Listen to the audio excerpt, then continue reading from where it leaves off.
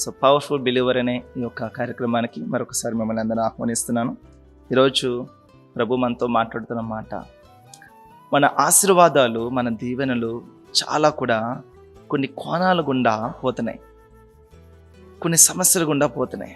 అవి ఏంటనేది మనం గ్రహించలేని స్థితిలోంచి వెళ్ళిపోతుంది. అందులో ఒక మాట ఈరోజు మీకు తెలియచేయాలనుకుంటున్నాను. ఈ మార్గంలో చాలామంది భక్తులు కావచ్చు, చాలామంది విశ్వాసులు కావచ్చు, వారు విశ్వాసులను తొలగిపోయి వారి ఆత్మీయ జీవితం కూడా వారు మళ్ళా ఎదగలేని స్థితిలోకి వారు వెళ్ళిపోయారు. అందులో ప్రాముఖ్యమైన మాట ఇక్కడ రాయబడి ఉంది. లూకా రాసిన సువార్త 14వ అధ్యాయము 11వ వచనం. ఈ వచనం దయచేసి అందరూ కూడా చూడాల్సిందిగా ప్రభుపేట మనవి చేస్తున్నాం. తన్ను తాను హెచ్చించుకుని ప్రతివాడును తగ్గింపబడును, తను తగ్గించుకుని ప్రతివాడును హెచ్చింపబడును అని చెప్పాను.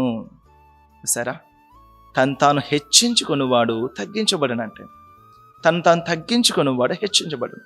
ఈరోజు కొంచెం స్థితి మారేటప్పటికీ ఏమవుతుందనంటే మాట తీరు మారిపోతుంది, పరిస్థితులు మారిపోతున్నాయి, చూసే చూపు మారిపోతుంది, పలకరించే పలకరింపు మారిపోతుంది. కొంచెం స్థితి తక్కువగా ఉన్నప్పుడు మంచిగా హలో బ్రదర్ బాగున్నారా అలా మాట్లాడే మనము ఈరోజు కొంచెం మన స్థితి పెరిగేటప్పటికి ఏమవుతుందంటే హాయ్ ఓకే నైస్. సో ఏమవుతుంది? సో కాబట్టి ఈరోజు చాలా జాగ్రత్తగా ఈరోజు ప్రభు సన్నిధిలో మనము నేర్చుకోవాలి. అనేక మంది విశ్వాసుల యొక్క లేకపోతే అనేక మంది భక్తుల యొక్క ఆత్మీయ జీవితం దిగజారిపోవడానికి తమను తాము హెచ్చించుకుంటున్నారు. ఆ స్థితిలోకి మనం వెళ్ళకూడదు. హల్లెలూయా. ఆ స్థితిలో నేను వెళ్ళకూడదు గాక. ఈరోజు ఈ వాక్యం వింటున్నా మీరెవ్వరూ కూడా ఆ స్థితిలోకి వెళ్ళకూడదు గాక. హల్లెలూయా. సో కాబట్టి తాను హెచ్చించుకునేవాడు తగ్గించబడును, తాను తగ్గించుకునేవాడు హెచ్చించబడును. సో మనం ఎంత ఎదిగినా సరే మనం తగ్గించుకుంటే మన స్థితి అలాగే ఉంటుందండి. ఎందుకంటే ప్రభు మనల్ని హెచ్చిస్తున్నాడు, మన స్థితిని మారుస్తున్నాడు, మన విధానాన్ని మారుస్తున్నాడు, మన పరిస్థితులను మారుస్తున్నాడు. కానీ మన ఆలోచన తగ్గించినప్పుడు దేవుడి సన్నిధిలో అది మనం హెచ్చించబడతామే కానీ తగ్గించబడం. ఒకవేళ మనకున్న కొంతమంది వారికి లేనిది చూపించుకుంటూ లేని విషయాల్లో, జరగలేని విషయాల్లో ఇదిగో మేము ఇలాగా ఎక్కడికి వెళ్ళాం, అలా చేసాం ఇంతమందికి ఉన్నాం అని అనేక మాటలు, డంబపు మాటలు మాట్లాడతారు. దయచేసి అటువంటి ఏవి వద్దు. మీ విశ్వాస జీవితం పాడు చేసే మాటలు ఇవన్నీ కూడా. సో కాబట్టి మనమందరం కూడా మన ఆత్మీయ జీవితంలో బలంగా ఉండాలని ప్రభు ఆశపడుతున్నాడు. కాబట్టి మిమ్మల్ని మీరు హెచ్చించుకోకండి, మీ విషయాలు మీరు పట్టించుకోకండి. విశ్వాసంతో ప్రభు సన్నిధిలో మనం వెళ్ళిపోవడమే.